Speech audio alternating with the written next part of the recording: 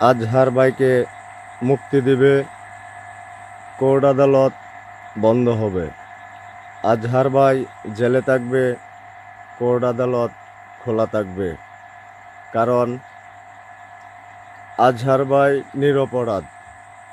বর্তমান বিচারক যারা আছে তারাও জানার পরেও এই মানুষটাকে বর্তমান এই স্বৈরাচার মুক্ত দেশে স্বৈরাচারী অভিযোগে যাকে গ্রেপ্তার করা হয়েছে সে এখনও জেলে।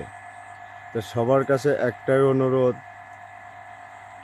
এই রমজানের ঈদে যদি আজহার ভাইকে ফ্যামিলির সাথে ঈদ না করতে দেওয়া হয়, তাহলে সরকারি যারা কোর্ট কাছারিতে জজ ব্যারিস্টার যারা আছেন সকল কর্মকর্তারা যেন বন্ধ না পায়, এটাই সরকারের কাছে এবং বাংলাদেশের সচেতন এবং মুসলিম প্রত্যেকটা নাগরিকের কাছে অনুরোধ রইল।